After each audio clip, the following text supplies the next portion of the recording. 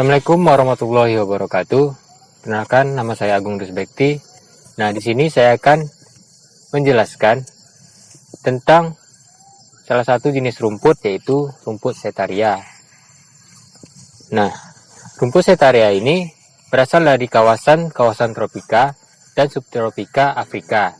Kemudian dibawa ke Asia dan Australia dan diperkenalkan ke daerah-daerah tropika di dunia.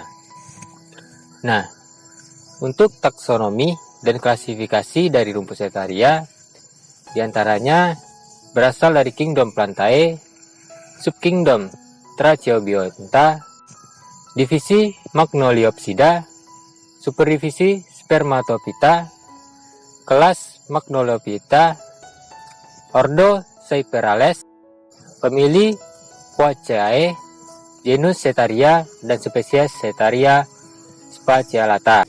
Nah, untuk morfologi dari rumput setaria ini, di mana rumput setaria ini memiliki teknik yang mudah untuk ditanam, di mana rumput setaria ini bertumbuh pada berbagai jenis tanah yang ada. Juga akar rumput setaria ini termasuk pada akar yang majemuk dan berserabut. Rumput setaria ini memiliki akar yang dapat bertumbuh pada permukaan tanah dan bisa tumbuh di rizom serta stolon yang pendek. Juga pada akar rumput setaria ini terdapat buku-buku yang terlihat rapat dan memiliki batang tegak dan memiliki bulu. Pada batang rumput setaria ini memiliki buku-buku yang akan terdiri atas 5 hingga sampai dengan 6 buku. Tumbuh tegak mencapai tinggi 2 meter dan membentuk rumpun. Juga memiliki daun yang berbentuk gepeng serta memanjang di bagian pelepah yang dimilikinya. Memiliki daun yang lembut dan juga lunak. Bulu dari daun ini biasanya hanya muncul di bagian permukaan dari lidah, daun atau ligula. Nah, untuk pemanfaatan dari rumput setaria ini, yaitu rumput setaria ini merupakan salah satu pakan yang sangat penting untuk dikembangkan karena penggunaannya sebagai padang penggembalaan dan rumput potong, serta kandungan gizinya yang sangat baik bagi kesehatan ternak. Juga kadar nitrogen yang terdapat pada rumput setaria ini bervariasi tergantung pada umur tanaman. Nah, selanjutnya kita ke kandungan nutrisi pada rumput setaria. Kandungan nutrisi pada rumput setaria memiliki beberapa kandungan, diantaranya menurut Hartadi 1990, kandungan protein kasar pada rumput setaria mencapai 9,5%, zat kasar sebesar 31,7%, ekstraeter 2,5%, BETN 45,2%, abu 11,1%, dan asam oksalat sebesar 7%. Sedangkan menurut Prawira Diputra tahun 2006, pada rumput setaria mempunyai protein kasar sebesar 6-7%, zat kasar 42%, BETN sebesar 36,1%, dan lemak sebesar 2,8%. Nah, untuk kekurangan serta kelebihan dari rumput setaria, diantaranya yaitu untuk kekurangannya, rumput setaria yang mengandung kadar oksalat 5% dapat menyebabkan kematian pada ternak. Juga, oksalat di dalam rumput setaria terdapat dalam 2 bentuk, yaitu bentuk terlarut dan bentuk terikat. Untuk kelebihan rumput setaria adalah saat musim hujan, tahan terhadap genangan air. Sedangkan saat musim kemarau tahan terhadap kekeringan, sehingga dapat menjadi sumber pakan di saat musim kemarau. Nah, untuk penanaman serta budidaya rumput setaria ini ada memiliki 3 teknik. Di antaranya yaitu dengan penyebaran benih, penanaman benih dalam garitan, dan penanaman dengan sobekan rumput. Nah, untuk penanaman rumput setaria dengan penyebaran benih dilakukan dengan cara menyebarkan benih-benih rumput setaria secara langsung di atas permukaan tanah, lalu ditutup kembali dengan lapisan tanah yang tipis. Kemudian, benih yang dibutuhkan dalam teknik penanaman ini yaitu sekitar 5-10 kilo per hektar lahan. Pada penanaman benih rumput setaria dalam garitan, maka perlu dibuat garitan dengan kedalaman 2-3 cm terlebih dahulu. Setelah itu, benih-benih tadi disebarkan di dalam garitan lalu ditutup kembali memakai tanah. Jarak antara garitan yang ideal yaitu sekitar 50 cm. sehingga perkiraan kebutuhan benih yaitu sekitar 2-3 kilo per hektar. Beberapa tahapan dalam budidaya rumput setaria adalah olah tanah pengemburan, tambahkan pupuk dasar dengan pupuk kandang atau kompos dengan dosis 3-4 ton per hektar. Taburkan pupuk kompos tersebut secara merata pada lahan yang telah gembur, membuat bendengan atau gulundan, membuat lubang tanam dengan jarak tanam 40 x 50 cm. Selanjutnya, penanaman bibit dengan perbanyakan benih rumput menggunakan sobekan rumput. Dilakukan dengan menanamkan bibit-bibit rumput setaria di dalam lubang tanam sedalam 10-15 cm. Jarak penanaman yang disarankan yaitu 50 x 50 cm, jadi sebagian rumput yang dibutuhkan yaitu sekitar 40.000 per hektar. Kemudian, padatkan tanah di sekitar bibit agar tidak mudah roboh. Daun atas dipotong atau dikurangi untuk menghindari atau mengurangi penguapan yang berlebihan. Pemupukan lanjutan dengan pupuk urea yaitu dilakukan pada saat tanaman berumur lebih kurang 2 minggu dengan dosis 75 kg per hektar. Pemupukan lanjutan berikutnya dilakukan setiap 2 bulan sekali dengan dosis 50 kg per hektar. Nah, untuk pemanenan pada rumput setaria yaitu dapat dilakukan pada saat tanaman telah berumur 35-40 hari dengan cara tinggi pemotongan antara 10-15 cm dari permukaan tanah.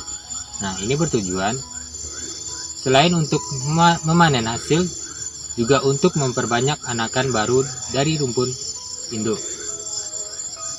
Waktu pemanenan rumput setaria yang baik adalah waktu rumput berumur 30 hari dari ketinggian rumput telah mencapai 90 cm. Juga pemanenan ini dilakukan dengan cara pemotongan rumput-rumput tersebut. Sebaiknya tahap pemanenan ini dilakukan saat masa pertumbuhan vegetatif atau sebelum rumput menghasilkan bunga. Untuk pemberian rumput setaria sebagai pakan ternak dapat diberikan dalam bentuk rumput potongan, rumput padang pengembalaan, maupun diberikan setelah dilakukan pengolahan terlebih dahulu seperti dibuat silase, ataupun dapat diberikan dalam bentuk segar. Nah, kali ini kita akan menjelaskan mengenai leguminosa yaitu lamtoro atau petai Cina. Nah, di samping saya ini terdapat sebuah pohon lamtoro atau petai Cina. Lamtoro ini berasal dari Meksiko dan juga Amerika Tengah.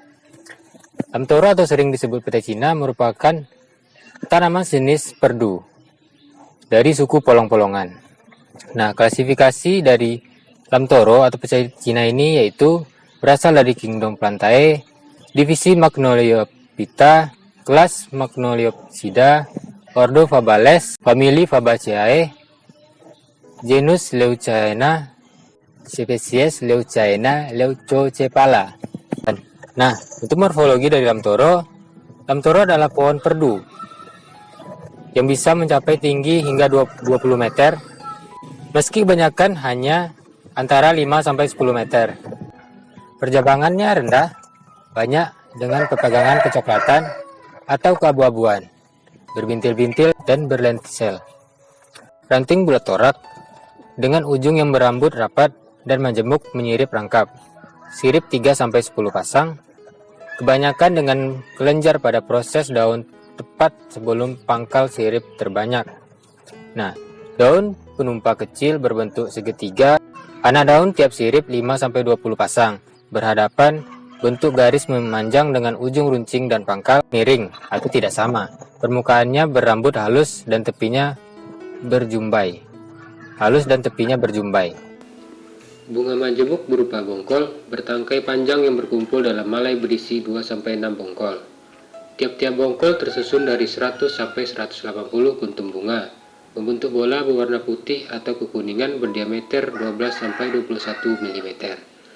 Di atas tangkai sepanjang 2-5 cm.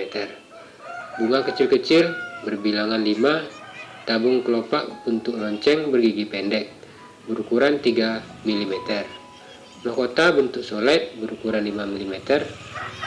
Benang sari 10 helai berukuran 10 mm. Buah polong bentuk pita lurus, tipis-tipis, dengan sekat-sekat di antara biji, berwarna hijau saat muda dan coklat kering jika telah masak. memecah sendiri sepanjang kumpuhnya. Berisi 15-30 biji yang terletak melintang dalam polongan. Bulat telur terbalik, warna coklat tua mengkilap, berukuran 6-10 mm kali 3-4,5 mm. Untuk kandungan nutrisi pada lamtoro, menurut Devi pada tahun 2013, kandungan senyawa yang terdapat dalam lamtoro diantaranya karbohidrat 40%, protein 25,9%, tanin 4%, mimosin 7,17%, kalsium 2,36%, fosfor 0,23%, dan nitrogen 4,2%. Dan menurut Kementerian Pertanian tahun 2011, lamtoro juga memiliki kandungan beta-karoten yang merupakan provitamin A. Kandungan tersebut yang menyebabkan warna daun lamtoro tetap berwarna hijau sekalipun pada musim kering. Sedangkan menurut Kustiawan tahun 2001 menyatakan kandungan nutrisi pada lamtoro mengandung abu 11%, nitrogen 4,2%, protein 25,9%, serat kasar 20,4%, kalsium 2,36%, fosfor 0,23%, beta-karoten 536 mg per kilo, energi kotor 20,1 kJ per kilo, dan tanin 10,15 mg per gram. Nah, untuk pemanfaatan daun lamtoro banyak digunakan sebagai pakan ternak, sedangkan bijinya digunakan untuk lalapan saat makan ataupun sebagai campuran berbagai makanan. Untuk membudidayakan lamtoro dapat dilakukan dengan cara merendam benih dalam air dingin selama 14 jam sebelum disemaikan, atau dengan air hangat 70 derajat Celcius selama 10-12 menit. Hanya gunakan benih yang tenggelam dalam air saat direndam. Kemudian siapkan gelas plastik atau polybag. Jika menggunakan gelas plastik, buat beberapa lubang di bagian bawah gelas dengan paku. Kemudian isi polybag atau gelas dengan campuran tanah, pasir, dan kompos dengan perbandingan 1:1:3. Kemudian isikan hanya 3/4 bagian saja, jangan sampai penuh. Kemudian buatlah lubang sedalam kurang lebih 2 cm untuk menanam biji. Masukkan 2 biji lamtoro dalam satu lubang dan tutup dengan tanah secukupnya. Kemudian siram 2 kali sehari pada musim kemarau atau secukupnya. 20 hari setelah persemaian, lakukan pemupukan NPK dengan dosis 100 gram NPK yang dilarutkan dengan 10 liter air. Usia yang baik untuk memindahkan lamtoro adalah saat tinggi tanaman sudah lebih dari 26 cm atau berumur lebih dari 35 hari. Kekurangan dan kelebihan lamtoro di antaranya, lamtoro ini mengandung tanin yang berpotensi menurunkan palatabilitas atau rasa kesukaan pada ternak. Tanaman lamtoro memiliki kualitas yang sangat baik untuk dijadikan sebagai pakan ternak. Protein kasar yang dikandungnya akan membantu ternak bertumbuh dengan sangat cepat. Selain kualitasnya yang baik, tanaman lamtoro juga mudah untuk didapatkan. Daun lamtoro perlu diperhatikan penggunaannya pada ternak karena mengandung zat anti nutrisi berupa mimosin, yang merupakan asam amino kompleks non-protein dengan struktur senyawa mirip tirosin. Pemberian daun lamtoro untuk ternak dalam bentuk segar memberikan hasil yang lebih baik dibandingkan dengan bentuk tepung daun. Makin tinggi persentase pemberian daun lamtoro segar, cenderung menghasilkan pertambahan berat badan dan konsumsi pakan yang lebih baik.